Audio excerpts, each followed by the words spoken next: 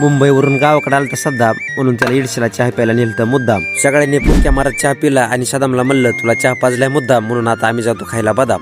राम राम मंडळी, मी आकाश तवले. आता चहा पाणी वगैरे सगळं झालं आणि निखिल सर म्हणलं आज आपल्याला जायचंय आपल्या गाडीची सर्व्हिसिंग करायला लातूरला. आता निखिल सरांनी घातलं हेल्मेट आणि त्यांची पळवायला लागले रायडर राणी आणि माझ्या डोळ्यातून यायला लागलं पाणी. निखिलला म्हणलं गाडी जरा हळू पळव, अगोदरच आपल्या डोक्यावर केस आहेत डझनभर, ते पण वाऱ्यानं उडून जायला लागलेत. लातूरला जाताना येडशी पासून डोकेपर्यंत एवढा रस्ता भारी आहे आणि तिथून पुढे रस्त्याचं काम चालू आहे, त्याच्यामुळे एवढा रस्ता खराब आहे ते मी तुम्हाला पुढे दाखवणारच आहे. आता हे आपल्याला पटलेलं सुट्टीच्या दिवशी डोक्यातली क्रिकेट प्रेमी निवांत क्रिकेट खेळत बसली होती. क्रिकेट खेळताना दिवसभर ताण लागू नाही तर भूक लागू त्याच्याशी काही घेणं देणं नाही. सुट्टीच्या दिवशी क्रिकेट खेळणार म्हणजे खेळणार.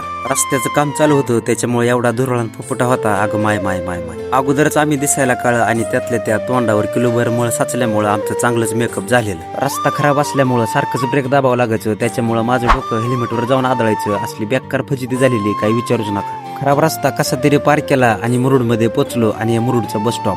मुरुडमधून आम्ही लातूरमध्ये आलो आणि लातूरची MIDC तिथून आम्ही छत्रपती शिवाजी महाराज चौकात आलो आणि तिथून गोलाई मंदिराजवळ आलो. गुगल मॅपच्या मदतीनं यमाहाचं शोरूम शोधून काढलं आणि गाडी सर्व्हिसिंगला लावली. गाडी सर्व्हिसिंगला लावून पायी चालत लातूर फिरत बसला. फिरत फिरत गोलाई मंदिराकडे आलो आणि मंदिरात जाऊन दर्शन ते घेतलं. बाजूलाच हनुमंतरायाचं आणि गणपतीचं मंदिर होतं, तिथं पण दर्शन घेतलं. 3च तासात आपल्या गाडीची लातूरच्या यमा शोरूमवाल्याने खतरनाक अशी सर्व्हिसिंग करून दिलेली आणि तिथून आम्ही घराकडे निघालो. तर आजच्या पार्टमध्ये एवढंच, नंतर भेटूया पुढच्या पार्टमध्ये. तोपर्यंत राम राम.